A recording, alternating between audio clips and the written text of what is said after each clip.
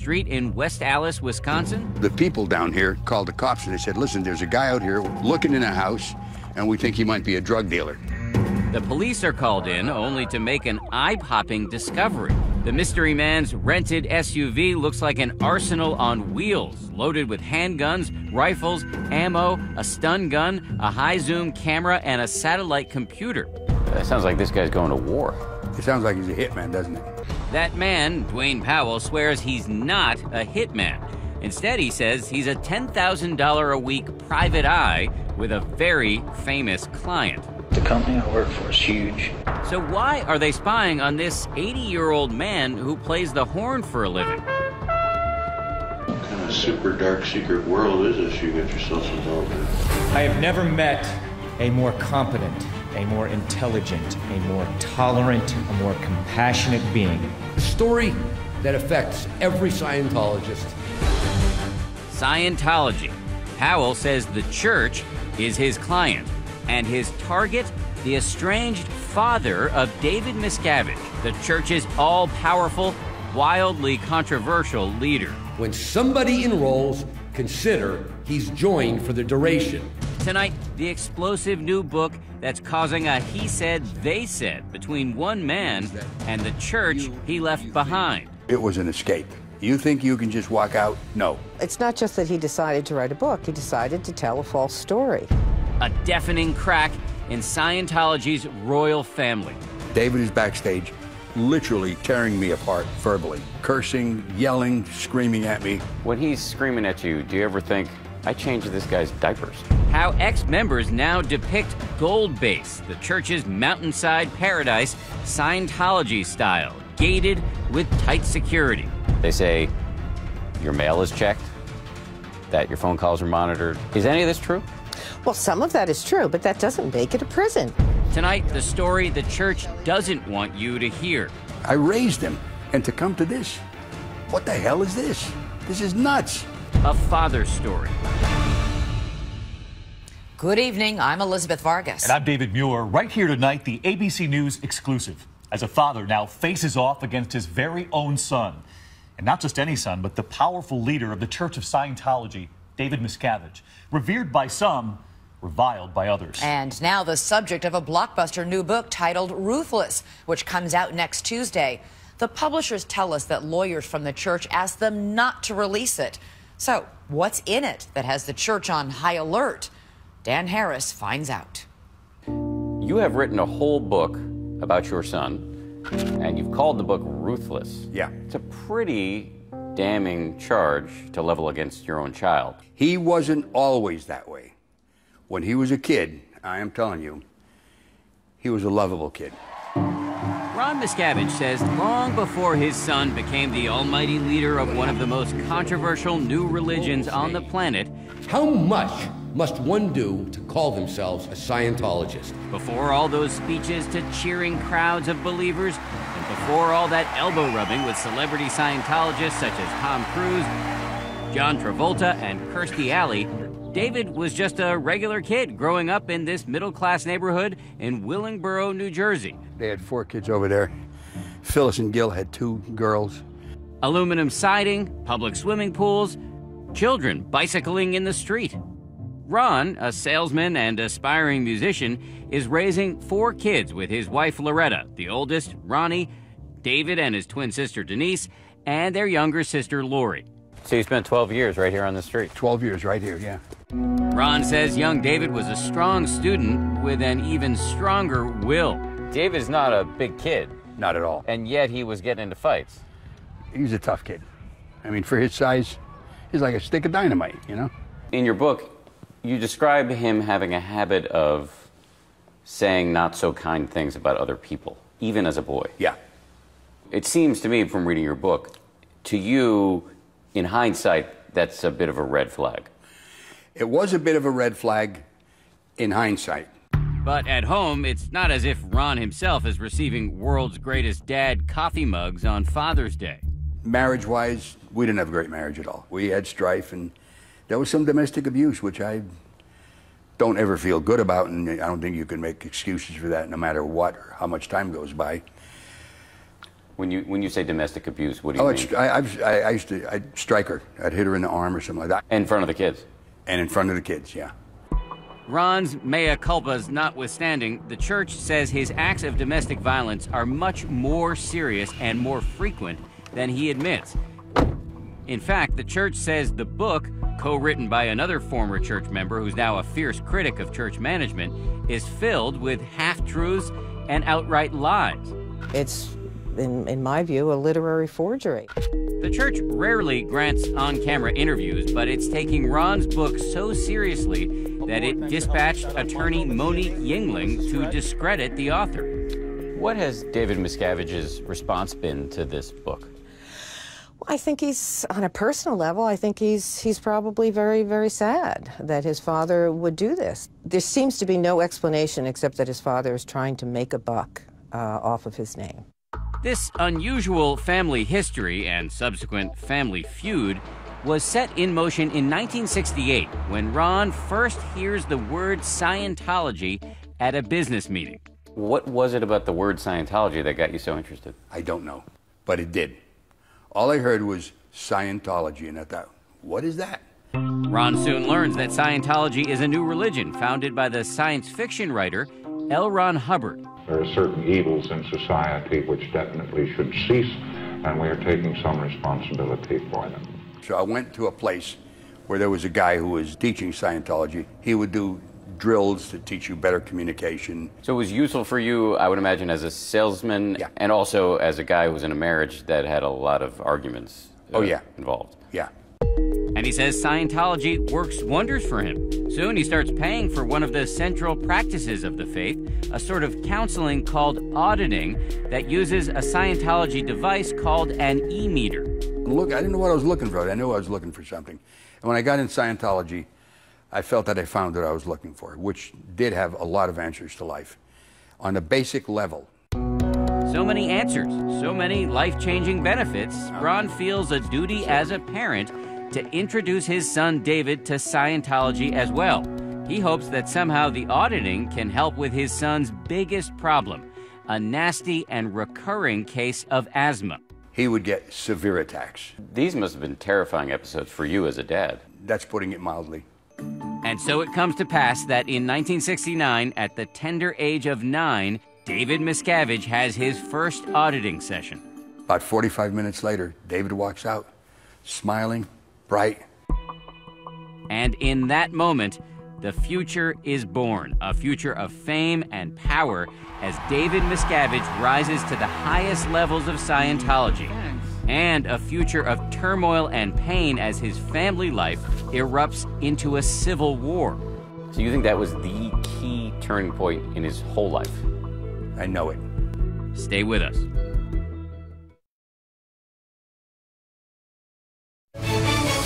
"2020 continues with a father's story.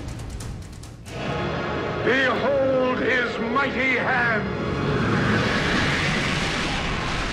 Miracles, as commonly understood in the Judeo-Christian tradition, are not a big part of Scientology theology, a modern doctrine which draws not from ancient scripture, but instead from the mind of its founder, the science fiction writer L. Ron Hubbard. This is the critically panned movie version of Hubbard's novel, Battlefield Earth. It starred noted Scientologist John Travolta. Send some guards out and round them up.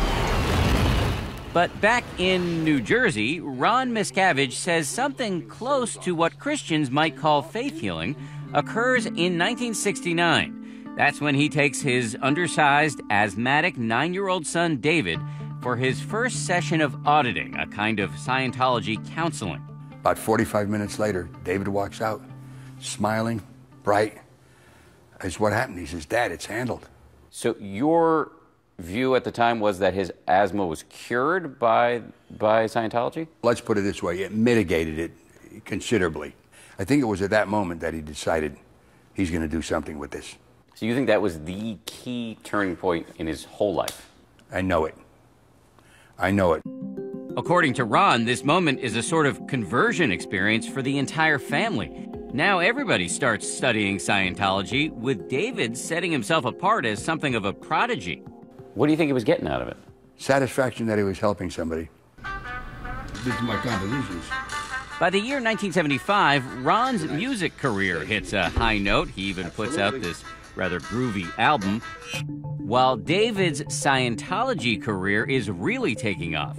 He's now a young auditor, and he decides to join the church's priestly order, the Sea Organization, or Sea Org. The group's distinctive look, medals, gold ribbons, and dress whites were modeled in part on Hubbard's own time in the U.S. Navy. He said, I want to go and help L. Ron Hubbard.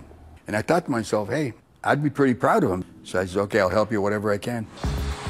David heads to Scientology's spiritual headquarters in Clearwater, Florida, which involves signing a billion-year contract, meaning you agree to work for the Sea Org in your future lives. While in Clearwater, he meets Lois Riesdorf, who says she recruits David to join the Commodore's Messenger organization, L. Ron Hubbard's personal elite unit within the Sea Org. He was very, if I could say, gung-ho, had a lot of spark. When he was 16, he was a climber. He wanted to be at the top. And he gained a reputation of being really tough, like you didn't mess with him. Pretty soon, David finds himself in the orbit of the founder, L. Ron Hubbard, who has gone from writing science fiction to writing volumes of sacred Scientology texts. Teenage David moves west without his family, where Hubbard, sometimes known by his initials LRH, is building secret new bases and shooting Scientology training films. Dave ended up being a cameraman, but in the beginning, we used to call him the Kid, and LRH would call him the Kid. While Ron Miscavige is back east selling cookware and cutlery, what his son is doing during this period of time is a matter of intense dispute. The church is adamant that Hubbard decided early that David Miscavige would eventually succeed him. There never ever was any doubt whatsoever that Mr. Hubbard intended Mr. David Miscavige to be the leader of the religion after he had departed this life. That's not how Lois Riesdorf remembers it. She says Hubbard wanted the church to be run by a committee after he died, not one person. But Riesdorf says after Hubbard goes into seclusion in 1980, Miscavige's influence and power grow unchecked as he evolves from the Commodore's messenger into a gatekeeper. He started to get power and started to pull in people onto his side. And it ended up being like a coup, where you had half of the management took over and kicked out the other half. Riesdorf says she is part of that other half and that she's relieved of her executive duties. It was a betrayal. In the book, you say that your son really developed a taste for power in the Sea Org. There were no checks and balances on him at a certain point where he could just go ahead. He just assumed that power. The church says neither Lois Riesdorf, who they say was expelled in 1982 by Hubbard personally, nor Ron have first-hand knowledge of these events. Instead, they point out that during this time period, Ron is dealing with his own serious issues. In 1985, Ron is arrested in Pennsylvania and charged with attempted rape, which Ron says is a case of mistaken identity. David arranges for his father's defense. He said, listen, you're not on your own. They're going to take on the whole Church of Scientology. The charges are dropped after a pretrial hearing. And after it's all over, Ron says he owes it to the church to join the Sea Org himself. I could have possibly been convicted of something that I didn't do and end up going to jail. I feel I have to help him. David told him that his father needed to turn his life around. Despite the fact that in a 2012 article in the Philadelphia Inquirer, the church called Ron the victim in this case, Scientology officials are now playing a different tune, accusing Ron of deliberately playing down the seriousness of the charges. The church has gone from calling Ron Miscavige a victim, in the words of the church, to now raising questions about whether he's whitewashing the whole thing. So the only thing that's changed between now and then that I'm aware of is that Ron decided to write a book. Well, it's not just that he decided to write a book. He decided to tell a false story. What is not in dispute is that in 1985, Ron moves to California, divorces his wife, and dons the uniform of the Sea Org. And Ron says shortly after coming aboard, he sees that his son has changed. And I saw him, I says, hey, Dave, And he turned to me and he looked at me like, who are you talking to? No words were said, but that glance told me those days were over. I could never do that as a father to a son. In 1986, David Miscavige announces a seismic event for the church. L. Ron Hubbard has died. The being we knew as L. Ron Hubbard still exists. However, the body he had could no longer serve his purposes. The next year, David officially becomes the head of the church, taking the title Chairman of the Board. He is now alone at the top. From now on, he will be the star of the church's Olympic-sized celebration. He will lead the church through some of its greatest triumphs, like winning its tax-exempt status. The IRS issued letters recognizing Scientology, and every one of its organizations has fully tax-exempt. The war is over! And he will spearhead the charge to bring celebrities into the fold. Were you around when Tom was joining the church, and was it a high priority for your son? It was top priority. When we come back.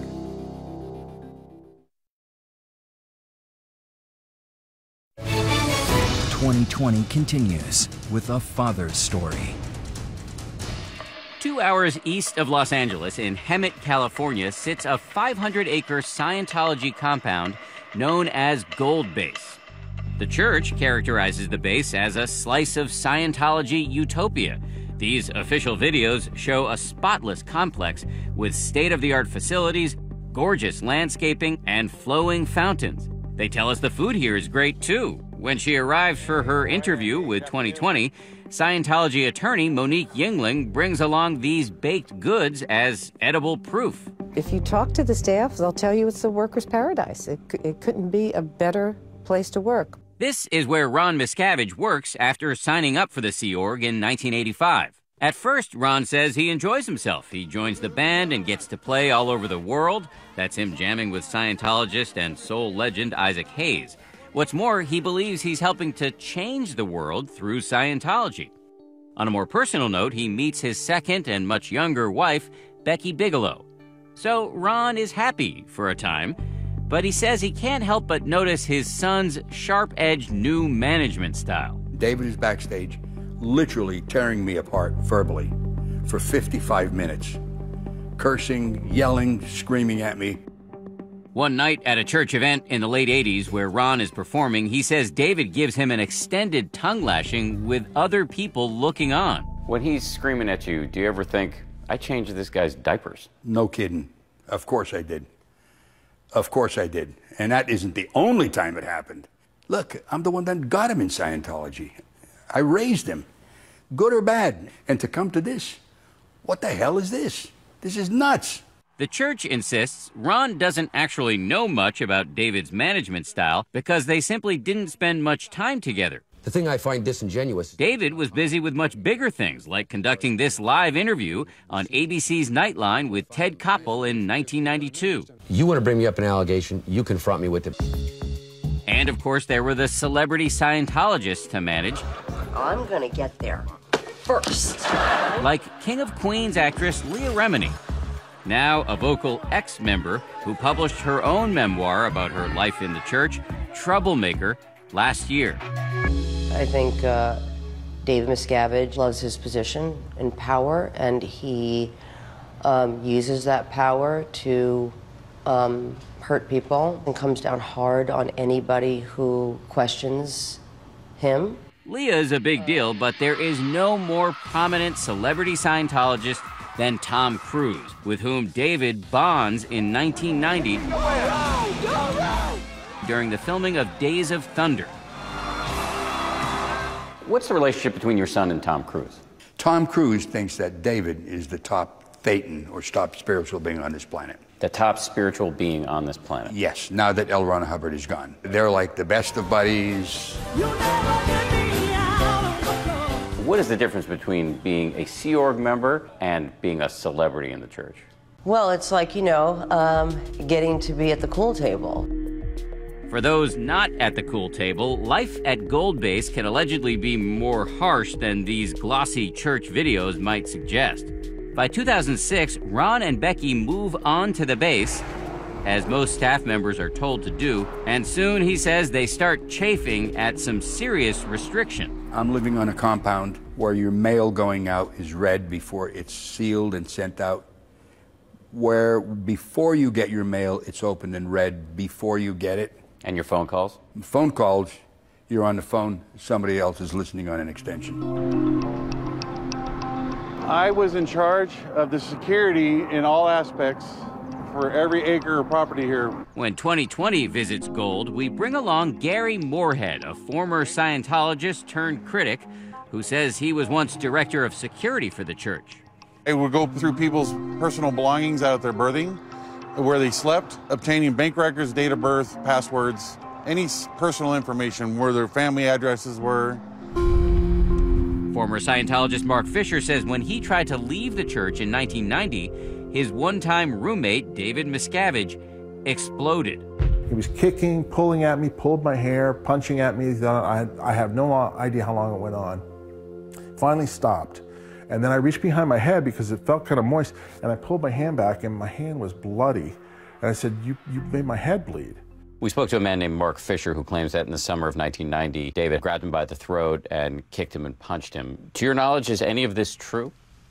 Not that I know of. But we have heard from numerous former staff members that David Miscavige has at times punched, kicked, and even choked Scientologists. To my knowledge, that is not true. Why do you think they're saying this? Because I think they believe it is a way to somehow get at David Miscavige. He is so caring. The church sent us 126 interviews they recorded with their parishioners praising their leader. He has a heart of a lion. Dedicated to our religion. Mr. Miscavige is an amazing person. I will love him forever. Ron's testimony is different. He says by the late 2000s, the crushing workload, the discipline, and lack of sleep on the base become unbearable. The church rejects those claims, telling us long and hard hours and a restrictive lifestyle are part of the mission Sea Org members sign on for in those billion-year contracts. They're very proud of what they do, and they may work hard, they may work really long hours, even longer than we do, but they enjoy it. As for Ron, he was working with first-class musicians in one of the best studios in the world. He had nothing to complain about. To prove it, the church has provided 2020 with pictures of Ron at leisure, enjoying fancy birthday meals provided by his son, and even getting a car for his birthday from David and his 2 daughters. My name is Peter Schless. I'm a songwriter. The church also sent us video testimonials from Ron's former bandmates. Ron was an embarrassment to me, personally. And letters in which those band members call Ron lazy, say he used racial and ethnic slurs, was a poor musician, and a disgusting pig. Do you know of any other church that criticizes former members in the way in which Scientology does? Well, I think it all depends on the circumstances. Certainly, you see that happen with respect to the Vatican and so on. When the Vatican gets attacked, I mean, they have something to say about the attackers. If somebody leaves the Catholic Church, do you really think they're going to be on the receiving end of this level of vitriol? Because people leave and criticize the Catholic Church all the time. Yes, exactly. And I do think that if people in the church are asked for their opinion of this particular person, that you may well get the same kind of criticism. But it's not as if the people were just randomly asked. This is the church itself asking its parishioners, videotaping it, and giving it to ABC News. Well, again, the facts are what they are. Ron points to this video saying if he was as bad as his former colleagues now say, why then was he allowed to play at this birthday party the church threw for Tom Cruise aboard its luxury ship, the Freewind? There's David and Tom rocking out while Ron performs. Looks like fun, but Ron also remembers a much less pleasant aquatic experience. He says he was subjected to a practice called overboarding, a disciplinary measure in which a Sea Org member in trouble is thrown into the water, clothes on. It can be done with respect to one individual if there's, some sort of an ecclesiastical discipline thing, or it can be done as a group. The church says overboarding is voluntary. Ron disagrees. I'm going out there and I'm thinking to myself, This is straight lunatic asylum stuff. This is going to make me better. The only effect it had on me is make me all the more want to possibly get out of there. And that is exactly what Ron and Becky decide to do. Coming up, Ron says sayonara to Scientology. That was like a moment of truth for me. But Scientology does not say sayonara to him. L. Ron Hubbard said, don't defend yourself, attack. And that's how they operate. Stay with us.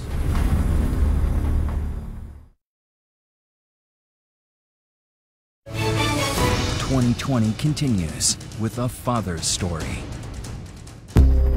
It's Sunday morning, March 25th, 2012, and Ron Miscavige and his wife Becky are attempting what they describe as one of the riskiest moves of their lives.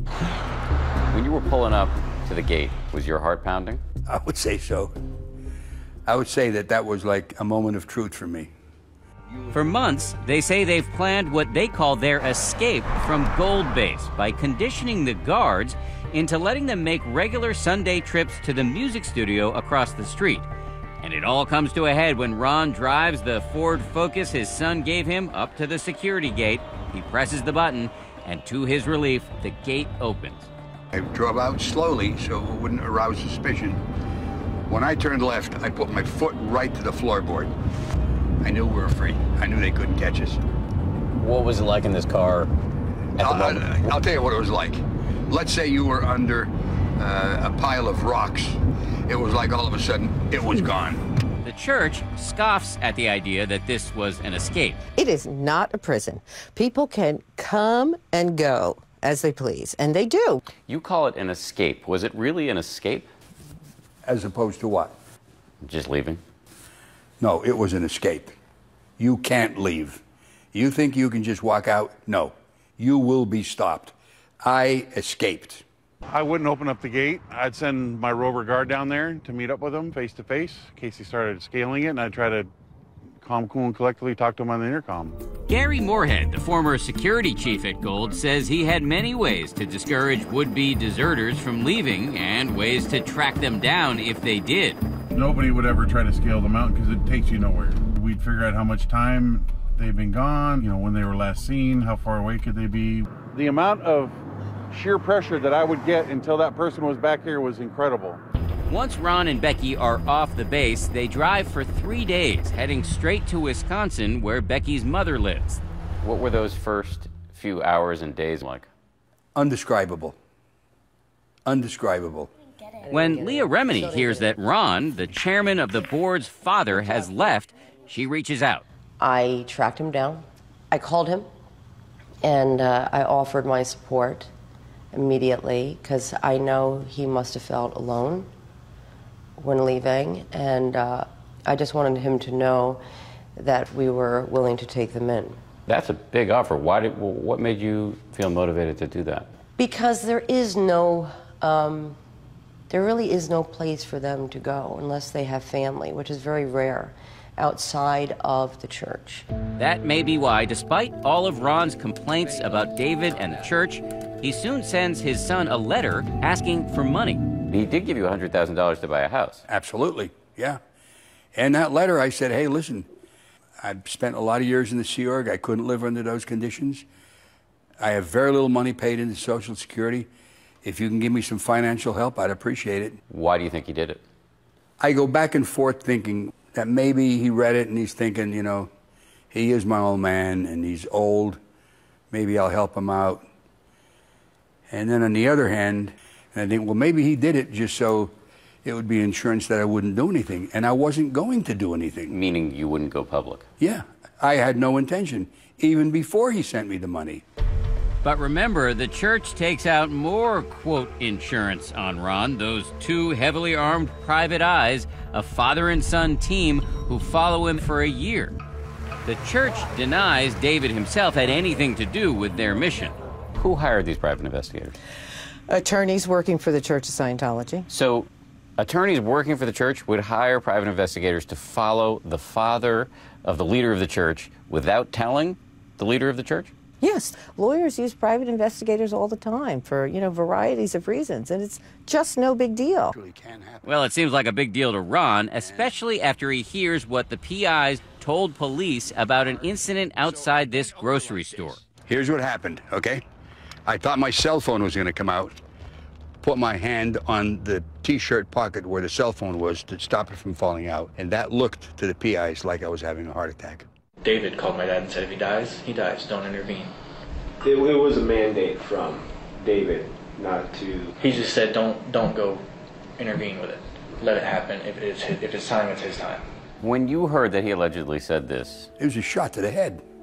It was like somebody punching me in the chest with a sledgehammer. What did it lead you to conclude about your son? That his position in the church and his public relations and his image meant more to him than a father. The church produces this statement from Dwayne Powell, the private investigator who now says he never spoke to David Miscavige and that both the police and Powell's own son, Daniel, his partner, got it wrong. I have the police report here. Dwayne Powell, the father, the private investigator, said that he saw Ron grab his chest, was concerned. A man named David got on the phone and said, if he dies, let him die. It's not true. And Dwayne Powell has said that it's not true. The police stand by their report, telling us, quote, there is no confusion. With the church, they will deny everything. Probably going to come out with stuff on me that's going to make me look like I'm the worst person who ever lived. This is their modus operandi. Ron Hubbard said, don't defend yourself, attack. And that's how they operate. Coming up, it's Miscavige versus Miscavige as Ron's other children join the fray. Here are some of the things your daughter's saying. Quote, our father beat our mother senseless in drunken tirades, averaging 2 violent attacks with his fists per week. It's such a lie. It's beyond belief. And 2020 tries to speak to the man at the center of the storm, David Miscavige himself. We were hoping to talk to David Miscavige if he's here today. Stay with us.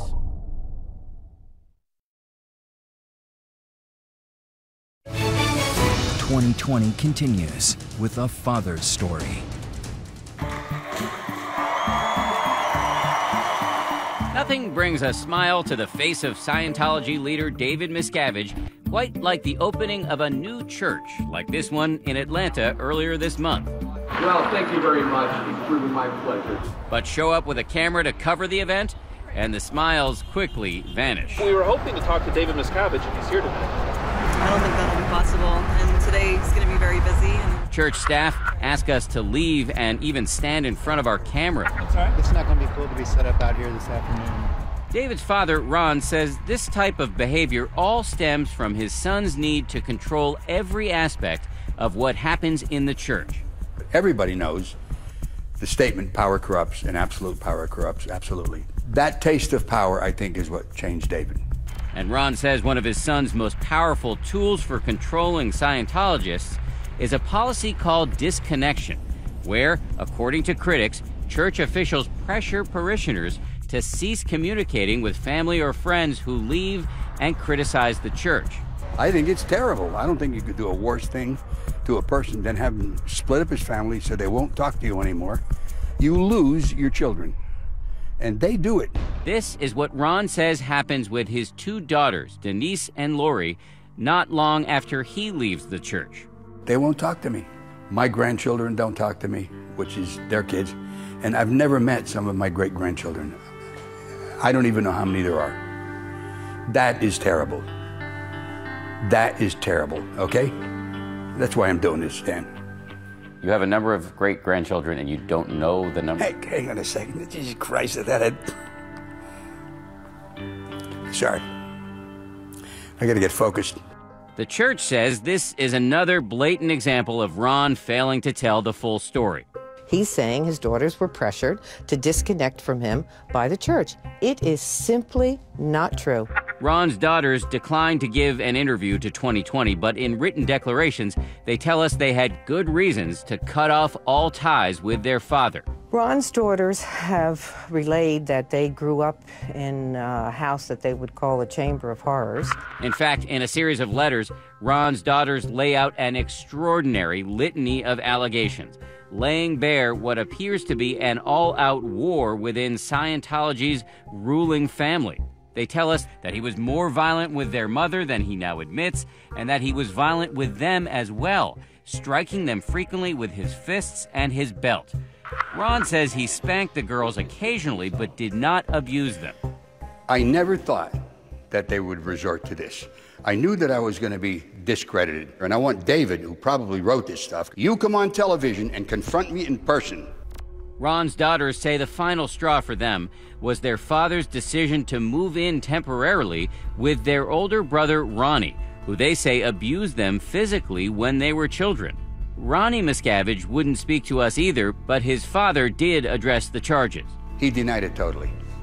And when they were growing up, I never knew or never even heard that any of this went on. Ron says his daughters are being manipulated by the church to denounce him and his book. If his daughters really hated him, he reasons, why did they chip in to buy him that car on his 70th birthday? Why did they send him 75 gifts when he turned 75? And why did Denise send him this warm Father's Day card? Dearest Dad, happy Father's Day. I love you, Denise. And this is after you left the church. That's right. As for the church, it says there is a policy of disconnection, but that it's a voluntary choice made by the members themselves, not under pressure. Scientologists know what the policy is, and it's a policy that they want to abide by. They do believe that their spiritual progress would be impeded if they continue to communicate with someone who just attacks the church nonstop. Increasingly, this issue of disconnection within the church has been bubbling up into the public view. Just last month, this billboard went up in Los Angeles condemning the practice. 2020 gathers a group of former Scientologists, some of whom you've already met, who say they've lost loved ones to disconnection. By now, it may not surprise you to hear that the church denounces all of these people as enemies of Scientology, whose relatives had ample reason to cut them off. My name is Skip Young. My name is Shelley Britt Correas. My name is Lori Hodson. This is my sister. This is my son, Craig. These are my children, Jeremy and Jessica. And that's the reality of the Church of Scientology under David Miscavige's regime. People are not lying. Their pain is real.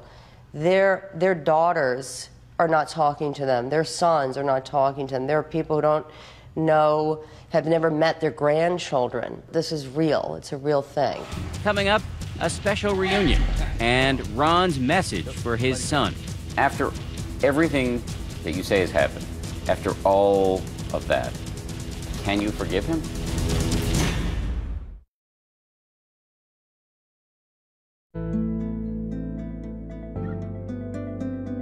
On a recent afternoon in Hollywood, not far from iconic Scientology buildings, a reunion between two veterans of the church.